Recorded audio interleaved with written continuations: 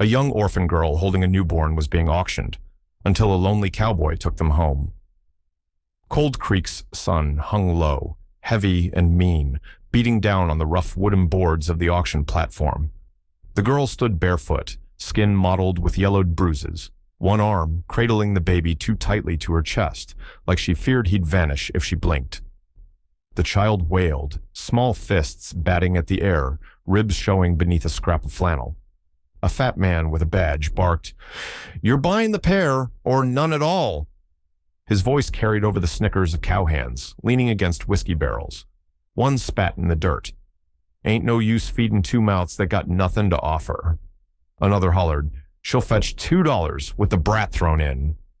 The girl didn't flinch, didn't speak. Her chin lifted just slightly, like she'd already heard worse and outlived it. No one bid. Not one hand rose. Then from the back, a shape stepped forward. Broad shoulders, worn boots, a man dressed in dust and silence. Gabriel Pike didn't look at her face, didn't look at the crowd. He dropped a silver dollar onto the block. The clang echoed louder than the jeers. He turned and walked. The girl stared at his back, her arms tightening around the baby. No one stopped her as she stepped down. No one followed. The dust clung to her heels as she trailed after the man who hadn't spoken a word, but hadn't looked away either. Behind them, the laughter faded. The baby stopped crying. He had been there all along, leaning against the splintered fence post, hat low, arms folded, like he'd seen enough of the world to know how it ends. Gabriel Pike didn't blink when the men laughed, or when the sheriff pushed the girl forward with the butt of his rifle. He watched her, not with pity, not with hunger, just steady, like she was a part of the land no one wanted to claim. The auctioneer tried again, voice cracking from too much sun and not enough takers. Two mouths, one blanket, and not a word between them. Hell, I'll take 50 cents. Nothing, not even a shrug. Gabriel's boots moved before anyone realized he'd stood up straight. He walked slow, deliberate, like a man carrying something invisible but heavy. He reached the block, took one look at the baby curled tight in the girl's arms, then dropped a single silver dollar on the wood. No words, no nod, no pause. Just turned and walked away. The girl's breath caught. For a second, she didn't move. Her eyes darted, waiting for someone to stop her. But no hands reached, no ropes tightened, no one claimed her. So she stepped down. Dust swirled around her bare feet as she followed him, careful not to jostle the baby. He didn't look back, didn't offer a hand. He just walked the road out of town like he had no use for applause or witnesses. And she followed, not because he called her, but because he hadn't flinched when he saw her, because he looked at her like she wasn't for sale anymore. They rode in silence, the kind that pressed on your ribs and didn't let up. He led on a paint mare, steady as riverstone, never once glancing over his shoulder. Didn't tell her to keep up, didn't ask what the baby's name was or where she'd come from or what she'd done to end up on that block. She waited for the questions, for the suspicion, for the bargain he must be building in his head. But they never came. Just the creak of saddle leather, the soft whimper of the newborn, and the wind combing through the grass. He left space beside him, not too far, not close. Enough for her to feel not followed, not fenced in. It confused her more than any demand might have. She kept expecting the snap of command, the sharp turn of a man's mood. Back in Sweetwater, quiet meant danger. A quiet man hit harder. A quiet man watched until you slipped, then struck where it hurt most. But this one didn't stare, didn't hover. When her shawl slipped and the baby fussed, she adjusted it quickly, ready for scolding. He didn't even turn. She cradled the child tighter. His tiny breath tickled her collarbone, warm and real. He was the only thing left she hadn't been forced to give away. They passed no one on the road, just sky and dry hills and dust, the kind of dust that sank into your skin and stayed there. She didn't know where he was taking her, didn't know his name, but for once, she wasn't afraid, not because she trusted him, not yet, but because in all the silence, he hadn't reached for her once. The land opened wide before them. No fences, no signs, just scrub brush and the slow rise of sunburnt hills. The cabin sat small and weather-beaten, half sunk into the slope like it was trying to disappear. Smoke drifted lazy from the chimney, though no one waited inside. He dismounted without a word, tied his horse, and opened the cabin door. She hesitated on the porch, shifting the baby on her hip. The wood creaked under her feet. Inside, it smelled of pine, dust, and something older, like time itself had settled in the corners. One chair sat near the hearth, one table, one bed, neatly made, untouched like it didn't know warmth. He pointed to a corner with folded blankets, then stepped back outside. She blinked. No order, no grunt of instruction, just space. She laid the baby down on a ragged quilt and stood stiff beside him. Her whole body braced for the next move, his move, but he never came back in. Through the open door, she saw him gather a lantern and head for the barn. Night fell with a chill. The wind snuck in through cracks. The baby whimpered. She lit the fire with shaking hands, not because she was cold, but because she needed something to hold her still. Hours passed. The chair stayed empty. The bed remained untouched. She opened the door once, just enough to see the barn lantern glowing like a firefly in the dark. He hadn't taken the house, hadn't taken the bed, hadn't taken her. And that, more than anything, unsettled her. Because if a man didn't want what he paid for, then what did he want? Morning came slow, gray light peeling across the floorboards. She hadn't slept, not really. The baby stirred, cheeks warm against her skin. Outside, boots scraped gravel. She stepped onto the porch, barefoot again. He stood by the goat pen, silent as ever, waiting. When she came close, he didn't point or speak, just nodded toward the gate. A metal pail sat by the post. She stared at it, then at him. He walked away. She knelt beside the goat with trembling fingers, mimicking what she'd seen once, long ago. The goat shifted. She flinched, tried again. Milk came in weak spurts, then too strong. It spilled over her hand, soaking her dress. She bit her lip, kept going. The pail slipped. Milk splashed the dirt. She froze. Her eyes burned hot, but she didn't move. Didn't wipe her cheeks when the tears came. She just knelt there, fists in her lap, waiting for the sharp word, the grab, the punishment she knew too well. Bootsteps returned.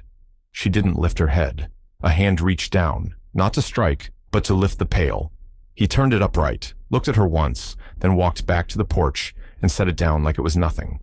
No words, no anger, just stillness. She followed, unsure. He pointed to the stacked firewood under the eave, then the match tin on the sill.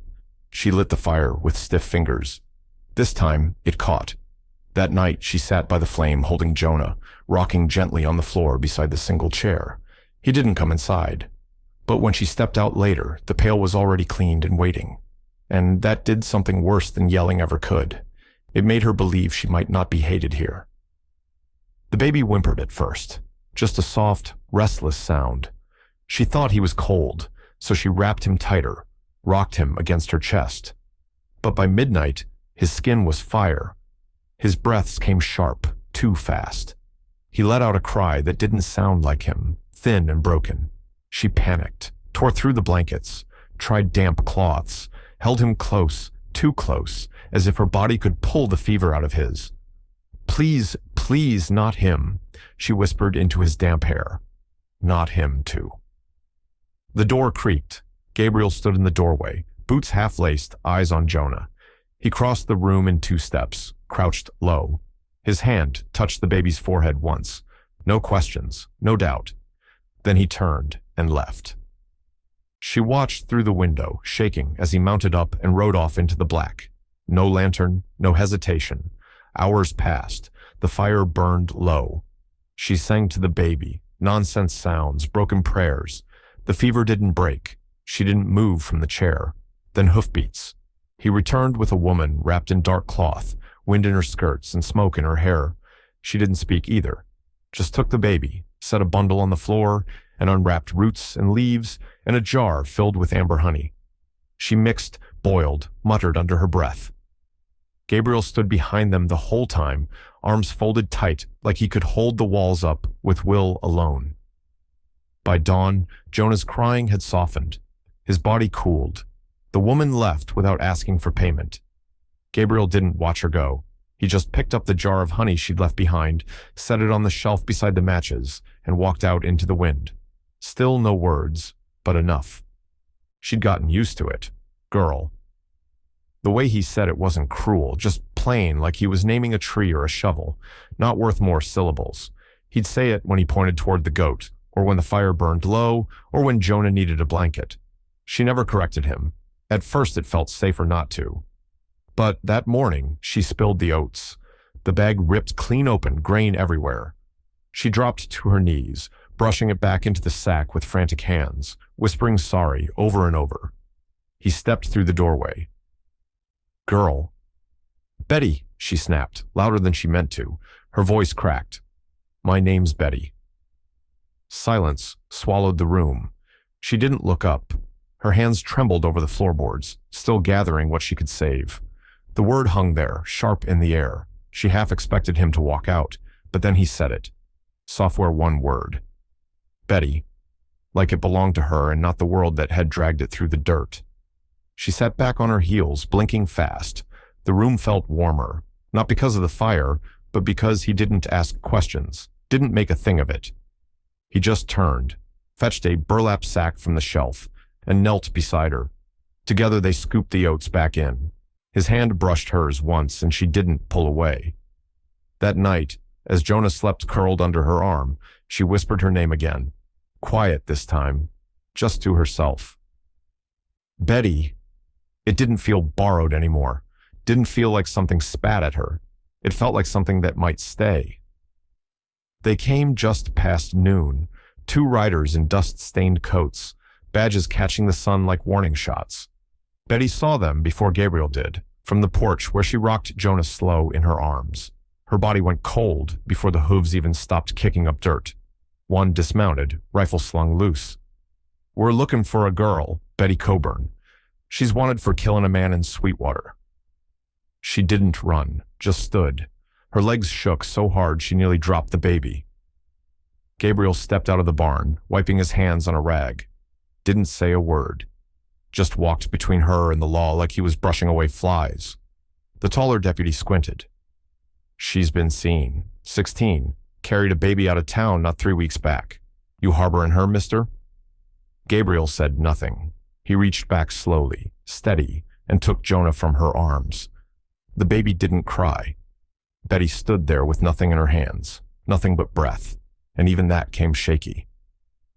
She shot her stepfather, the other deputy added, left him to bleed in a creek bed. Folks say he was drunk. Folks say a lot of things. Doesn't matter. There's a warrant. Gabriel didn't move, didn't blink, just looked at them like they were part of the fence post he hadn't bothered fixing yet. Then finally he spoke. She's not going with you. Silence. A hawk called somewhere high. The first deputy's lip curled. You resist an arrest? Gabriel didn't answer, but his hand slid to the axe leaned by the door, not fast, not threatening, just enough. They left after a minute, muttering about judges and warrants and fools who'd lose land over a girl. Betty stood frozen long after the dust settled, not because they'd come, but because he hadn't let them take her. They came back for her at dawn, 4 of them this time. No warning, no kindness, just iron on her wrists and cold eyes that didn't care about truth, just orders. Gabriel stood on the porch as they took her. She didn't scream, didn't beg. She just looked over her shoulder once, her face pale, but her back straight. He didn't follow. Not then. Cold Creek's courthouse was a saloon with the chairs pushed back and a whiskey-soaked man on a raised plank calling himself judge. The floor smelled of old ale and regret. Folks came to drink and stayed to watch.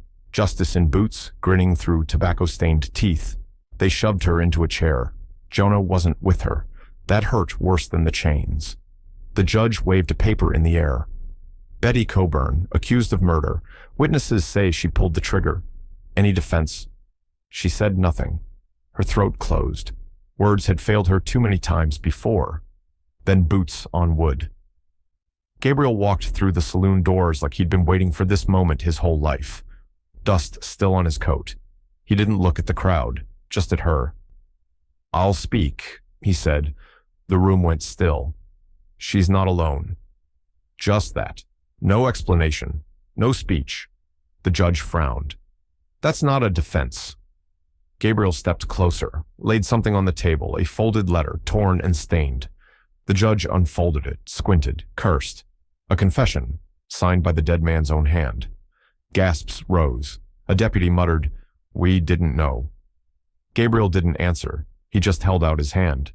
She rose, slow, shaking, and took it. This time, no one tried to stop her, not even the law. They didn't find the letter until after the trial, after the chains were off, after the judge wiped sweat from his lip and muttered that maybe mistakes happen in places like this.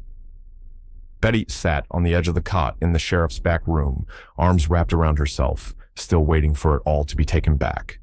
That's when the deputy came in, hat in hand. "Ma'am, we found this in your things." A crumpled envelope, torn at the edge, soft with wear. She took it slow, careful.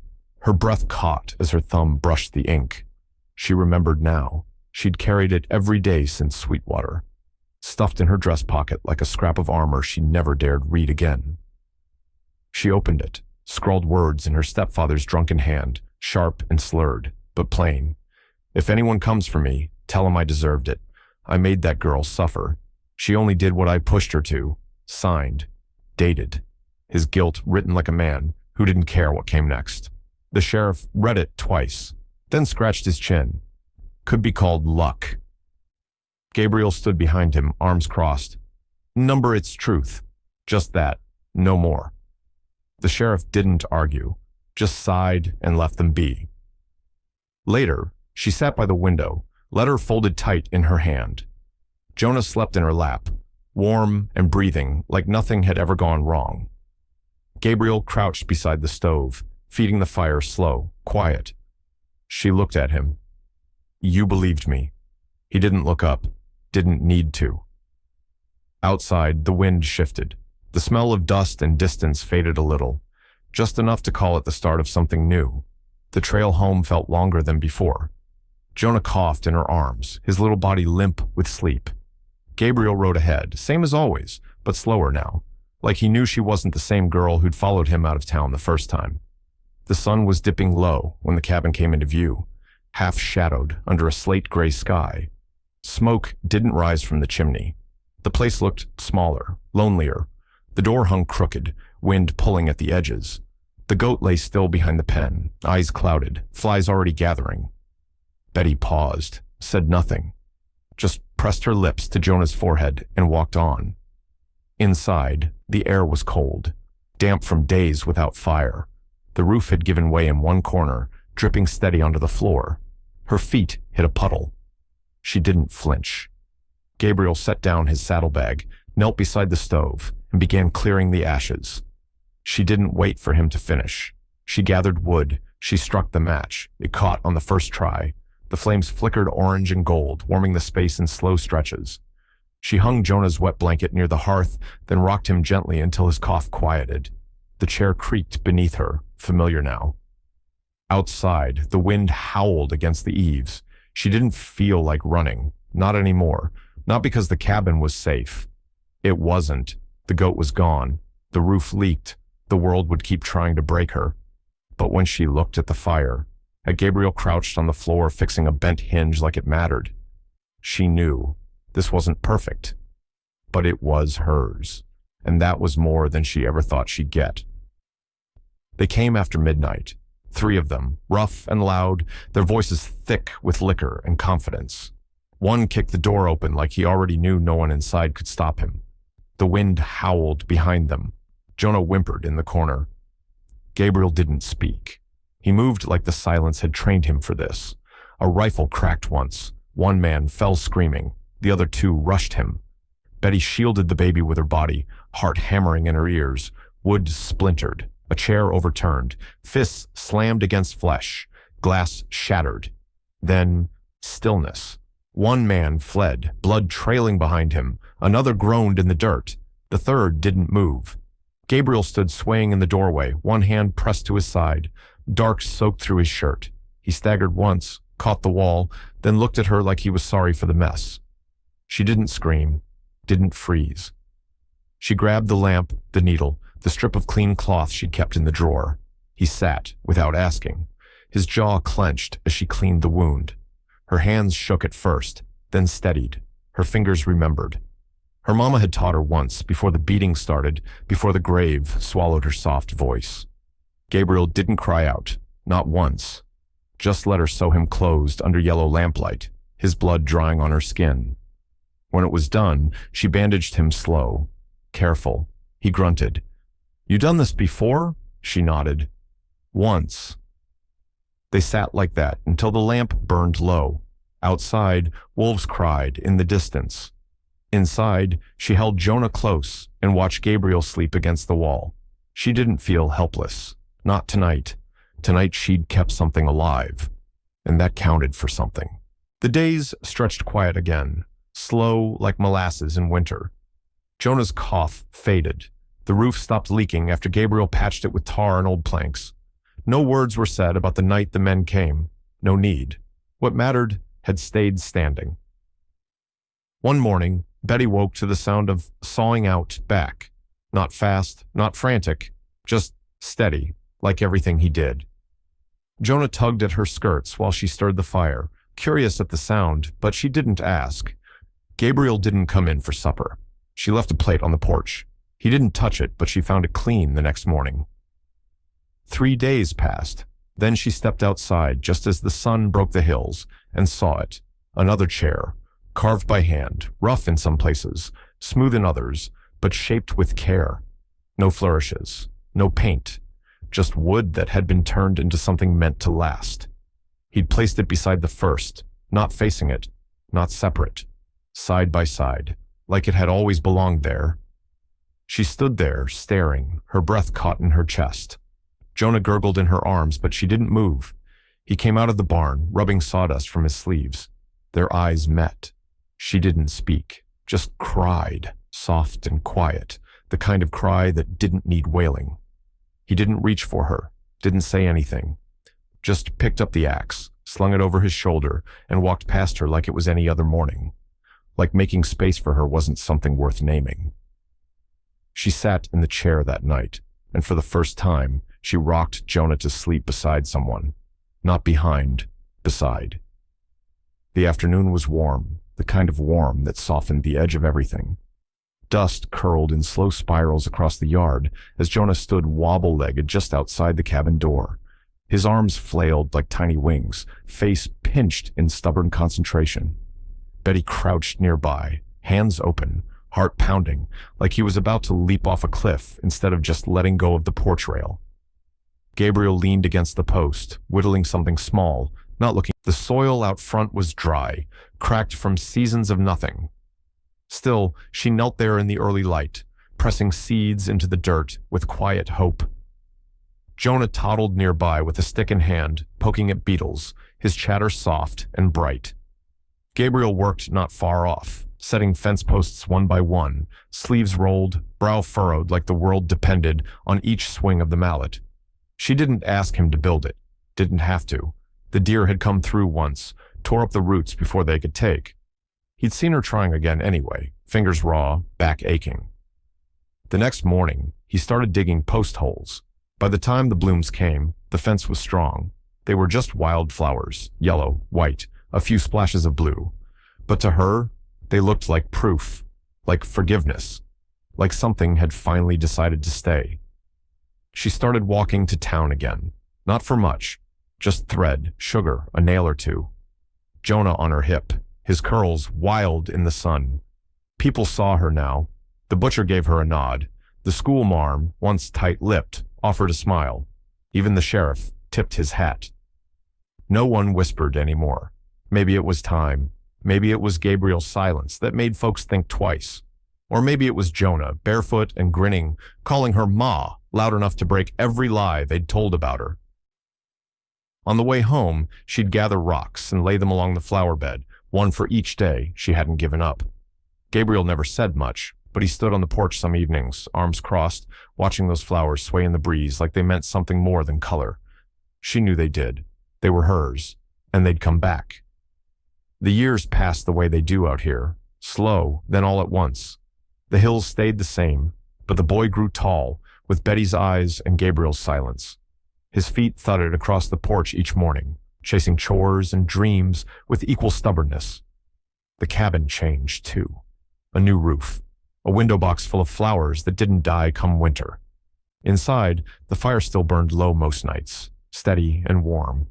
The old chair still sat by the hearth, hers beside it, and now a third, smaller, hand-carved, painted with blue swirls faded by time, Jonah's. Sometimes he'd fall asleep in it after supper, head tilted back, mouth open. Betty would carry him to bed, his gangly arms wrapped around her like he was 5 again, not 12. On the mantel, above the fire, hung Jonah's baby bonnet, frayed, sun-bleached, small enough to disappear in her palm now. She never moved it. Never would. It was proof they made it, that the girl on the auction block and the child in her arms hadn't been swallowed whole by the world. Gabriel never married, never left. He'd still ride into town once a month, quiet as ever, buying sugar and nails and always candy for Jonah. He never said it, not out loud, but she knew. When he sat beside her at night, boots off, watching the flames flicker against the wood, she felt it in the silence. In the way he'd reach across and pour her tea before his own. In the way he'd glance at the door twice if she was out too long. Betty never left. Not because she had nowhere else to go, but because, without asking, this place had become hers. And the man beside her, he had too.